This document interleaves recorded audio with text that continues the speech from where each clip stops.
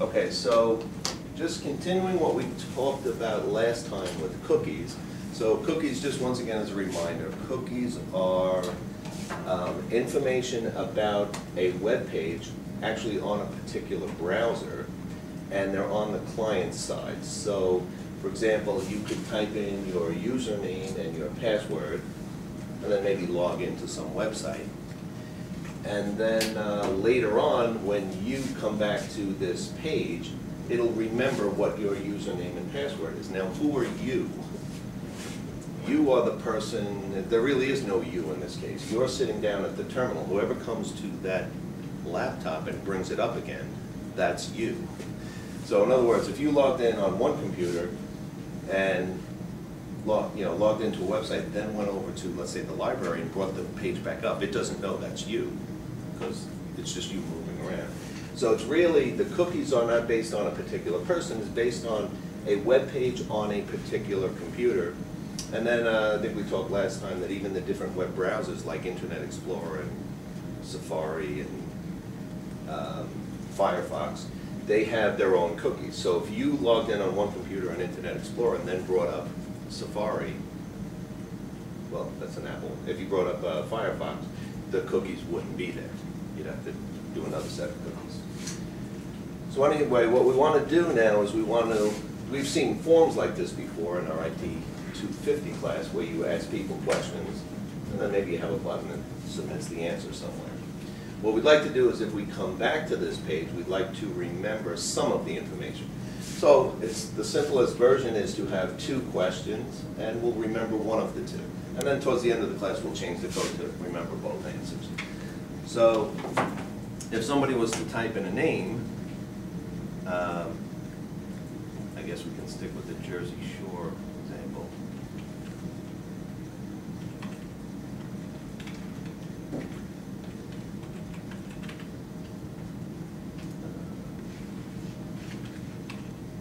And you went to log in, you hit a button, and some events happen. But one of the things we want to do is we want to now remember who the person is. Right now this code is set up just to remember who the person is.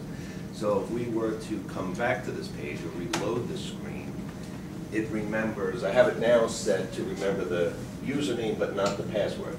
And then we'll just add the ability to remember the password. So the code looks like this. Go to view source, and the code, try to keep it simple as I could. So this is now the entire HTML file. And what's happening here is, okay, first of all, I think in the last example we had a bunch of functions. And what we realize is just like when you're inserting a picture into a web page, you don't have to actually have the picture here. You could just say the picture exists somewhere else on the internet. And when this page gets loaded, the browser will go out to that location and bring the picture in. Well, we could do the same thing with JavaScript files. So we can actually make a file called, we could have a file that ends in .js, which stands for a JavaScript file. So somewhere out on the internet is this file. So let me bring up this file too. And it's actually in the same folder. But so I'm calling this cookie functions. And what this code is doing is this. I have two functions in here, one where I get a cookie and one where I set the cookie. So since these are common functions, you might create 50 web pages that keep getting and setting cookies. What I mean by getting and setting cookies is you have a value like username equals Snooki, and you want to remember that. And then later on, you might have something like something that's in somebody's shopping cart. Item number 1 in the shopping cart is, suntan lotion or something like that. So you might have, when you're setting a cookie and you're getting the cookie, you're just saying this field equals this value, go set that. Or can you fetch me the value of one of these fields? So this would be very common to have a get cookie routine and a set cookie routine. So it probably makes sense to put that in a separate file on your website, instead of including this code all over the place, just make one copy of it, save it in a file that's not a web page, so the file ends up being a .js, which stands for JavaScript. And then your other web pages can just refer to it. And anytime your web page refers to it, it's like these functions are in that web page. So these functions, and yeah, let me just go over these. I ended up calling this collection of cookies a cookie tray. So I ended up saying that the document that we're currently in has an attribute or an object called a cookie, and I'm dividing them up by semicolons. So basically, all the collection of cookies for a web page is going to be this field equals this value, and then we could also say semicolon and when the expiration is, so the cookie could go away after a certain amount of time. This code getCookie is just looping through all the cookies until it finds a match. So if the web page had 10 cookies, and I'm looking for the one called password, I would just read the first one and say, is this password? No, it's not. All right, is the second one password? No, it's not. Oh, is the third one password? And when I eventually find the password, then whatever comes right after the equal sign is the thing that's going to be returned. So really, that's what this code is just doing. It's going through all the combinations from 0 up to the length of the cookies. It's going to check every cookie until it finds whatever it is I'm looking for. So if I'm looking for password, I'm going to pass in the password, and it's going to say the password equals whatever the password was equal to. And that'll get returned to me. And then if I want to set one of the cookies, I could say the password, its value, and then how many days until it expires. And then that would get written to the cookie or cookie tray, which is what I'm calling it here. Okay. So now back to this code. This is our web page, and this is the entire web page with that form we just saw. So basically, the title of the web page, straight HTML, is cookie demo, and then I'm basically saying right here JavaScript, and rather than write out a whole big bunch of JavaScript, I'm just saying go get this file called cookiefunctions.js. So what that means is this one line right here expands into this. So it's kind of like all of these lines of code were put right here. And you've done this before, like I say, with pictures. When you go to bring a picture into your website, you have one line that says, you know, something like source image equals blah, blah, blah, and you say where the picture is. So this is basically, it's like this line is going to be substituted with the getCookie and the setCookie function. Okay. So now I've added a third function called setCookies with an S. And you might think, why didn't I put this one also in that file? But these cookies are actually specific to this particular form. So that's why I left them in this form. I'm sorry, in this web page. So now what we're doing is we have our normal HTML. Here's the end of our header. And now the body of our HTML. I'm basically starting up another JavaScript. Now the thing is this, the form that you're seeing is I'm using JavaScript to spit out the form. And the reason why we're doing that is we want to be able to display something that was in the cookie. So just bear with me 1 second. You might think, well, normally I just see a form. And normally you see something, just this part right here. I have a form. I ask the person for their username, their password, and I have a button. Now what I'm doing here is I'm saying, in this document, write this stuff out. So it might look like this whole step is a waste of time, right? Because what I'm doing is I'm saying, in JavaScript, print some strings. Like, for example, in our HTML, we could have said hello, or you could say document write hello. And that's really the same thing. I'm just saying, at this point, write the word hello. Well, I could have just wrote it. Why say document write and then say it again? But there's a reason why we want to do this. And the reason is right here. When you put up a form and you say value, one of the attributes on a form field, not only it has a name like user, it has a size, how big it is, you could say value equals, and then the box will be filled in with something. And that's what we want to do. We want to be able to fill it in with whoever the user is. And if we didn't do this document write thing, we we wouldn't have the mechanism to put the name in. Only JavaScript could that be built at the time the page is being displayed. Okay, so now what we're doing is we're saying, we're posting the form up, and we're saying, okay, the name of the form is login form. It has a user ID, looks for a name, and by the way, it'll fill in whatever we consider user. So what is user? Well, user's right here. User equals get cookie, the user's name. So I'm calling the get cookie function, which I brought in over here. It's in those get cookie functions, and I'm saying the cookie has user equals whatever the person's name is, pass, P-A-S-S, equals whatever that password is, plus any other cookies we want to add. So I'm now asking the get cookie function, which comes from here, which was brought in this cookies functions JavaScript file. I'm passing in the word user, and I'm saying who is the user. The user will come back, and this will be our user, and then when I print out the form, I can not only say, give me the user ID, but also fill it in with whoever the user is coming from the cookies or cookie tray. So if we go to the web page, and so that's the reason why when we reload this page, when we reloaded this page, this showed up from last time. So what happened was, the last time I hit this button, it took whatever was here and whatever was here, and it called SetCookie. Just go back to, the end of our form, we say on click. So we have a button, its value is login, and when it's clicked, we call the routine SetCookies with an S. SetCookies is this function right here, and SetCookies with an S calls SetCookie and says the user equals whatever in this document on the field, on the login form, it has a subfield called user, and that has a field called value. Whatever that was, store that into our cookie. Also, store the pass.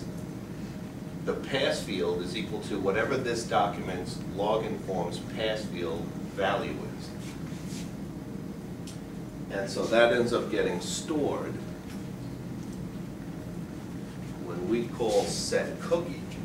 We pass in user equals Snooki. And how many days did we give this thing? We gave it 365 days. Okay. So I'm calling I'm saying user equals Snooki for 365 days. That then gets written to the cookie tray. Later on, if I say who is the user, this routine will say Snooki. That's what these two pieces of code are doing. And then, like I say, these two are common, so that's why we abstracted them out and put them into a separate file, because now we could use this in many spots on our website. And then, where are we? We're back at, when you hit the button, we call SetCookies with an S. So like I was saying before, let me just repeat this. The reason I put SetCookies here is because this form is going to have like user, password, and whatever makes sense related to this form. And then we can then set those cookies. But if another form didn't have username and password, if it had two different things, and we put SetCookies in the general file, then every form will have to have a username and a password, and we don't want to require that. Okay, so as soon as the button is hit, we record the username and the password in the cookie for this web page. And then if you ever come back to it, what happens?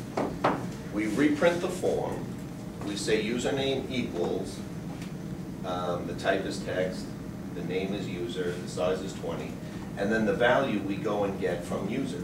User we got from the cookie. So you'll see the cookie value displayed.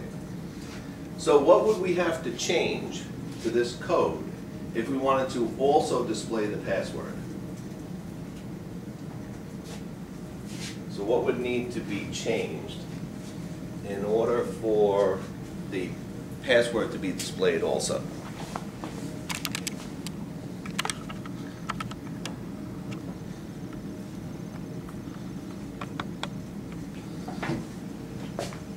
So just so we're following along, if we change this code, if we say right in here, the password, right there, if we said value equals quote, and then this plus sign means I'm putting strings together. So I'm printing out the string password and all this information up to this plus sign, and now I'm saying pass. And then plus again, and then I'll need another quote. I think that should do it. So now what I'm doing is I'm changing the code that prints out the form when the form gets displayed. I could say whatever the password is, I'm going to display that in the password box. So if I save this one, and then go back to the page, I can see here. And now if I reload it, I should be able to see the password should just show up, right? Because we saved the user ID and the password, or maybe the last time I hit it I left this blank, so it might not show up. Okay, it did show up. So it saved away the username and the password. But when I reprinted the screen the first time, I only decided to put the username up and not the password. Now by adding this code, I'm now reprinting the password too. So suppose we wanted to, just to show that we could really do whatever we want, what if we wanted to, for some reason, let's say we wanted to mix up the username and password. Could we do that? So what I mean is, suppose I wanted to reprint this screen, but I wanted the username here and the password up here. What would be involved in doing that?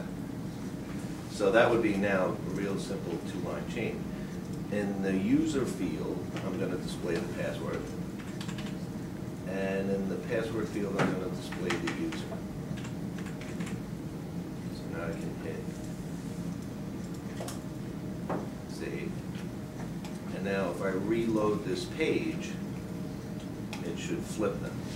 So now all I'm doing is I'm just reprinting the form again, but I'm saying in the value field of the user, put the password in, and in the value field of the password, put the user in.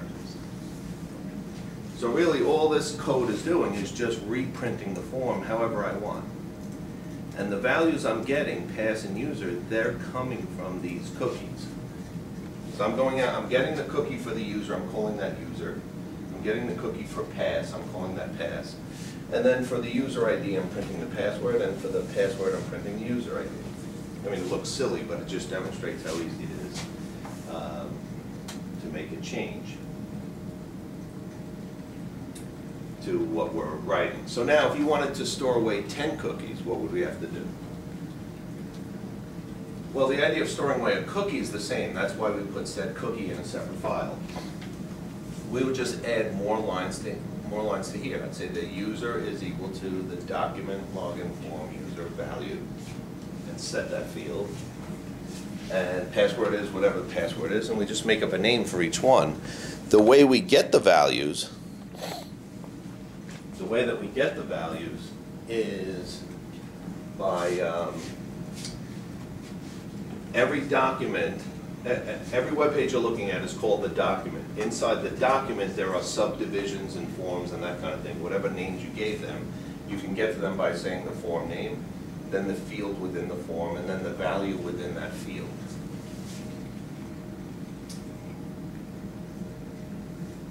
Okay, so does this kind of make sense?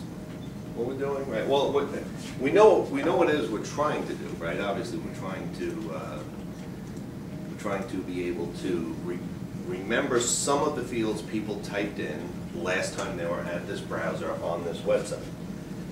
That stuff gets saved into a string of cookies, and sometimes they call that one cookie, even though it's a collection of cookies, so I sometimes call it a cookie tray, but it's the cookies for the field.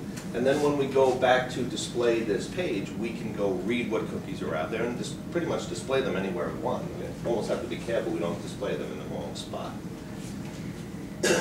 Okay, so now suppose we wanted to add let me set this back the right way. So now we realize, first of all, we can display the user in the user field. So if I save this now, just to show you how much we can control this with these functions, this will put the username in both the user and password.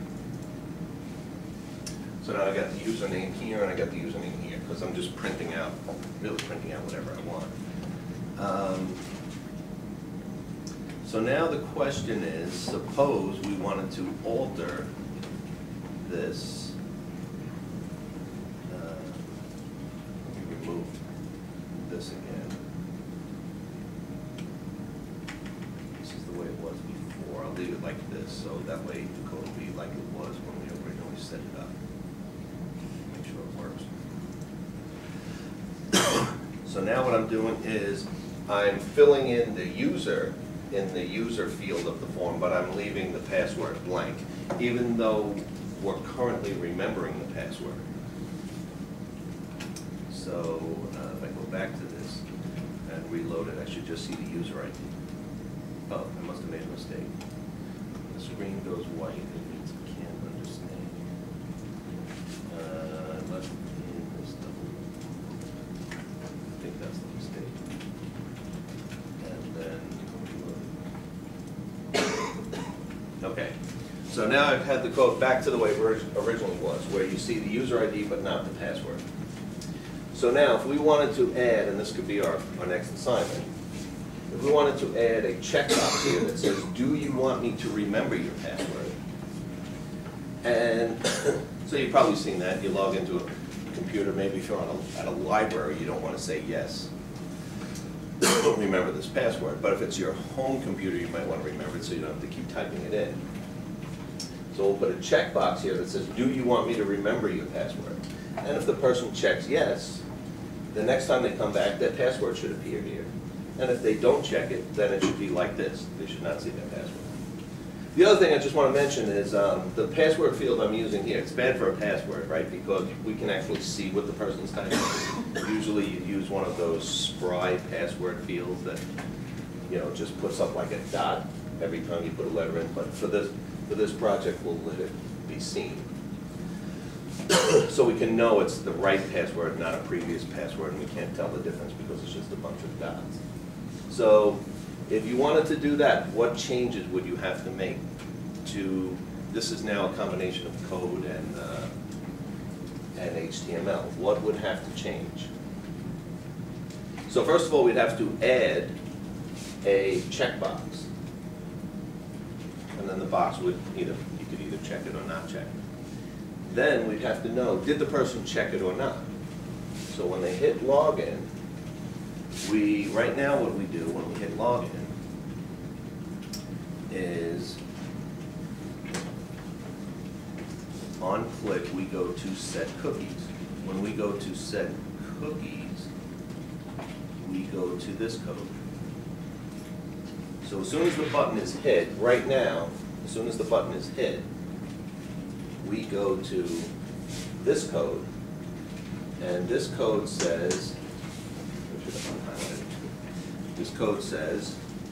right now it stores the username and stores the password. But sometimes people don't want that password being stored because somebody could then, playing around with the cookies, could see that. So we don't want to, right now our code blindly sets the password. We want to say something like, if the person checked no, or didn't check the box, then we should not store the password. So we'll always store the user, and then that'll represent to us that we can actually store many things. And then one field will only be stored if the person requested it. And then what we'll do is we will add the line of code that I had here before and took out. We will always display the password, whether it's there or not. It's the choice of the person if it wants to be recorded.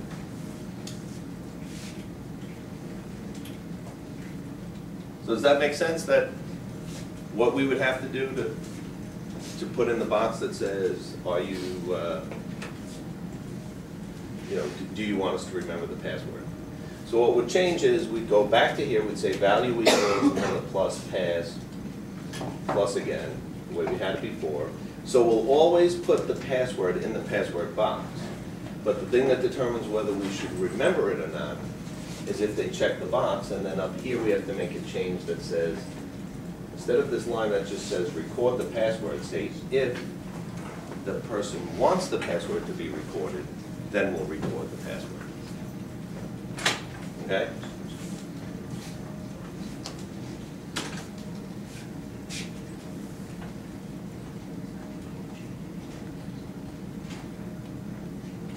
Okay, so yeah, maybe we could just start working on that project then. Hopefully it's not that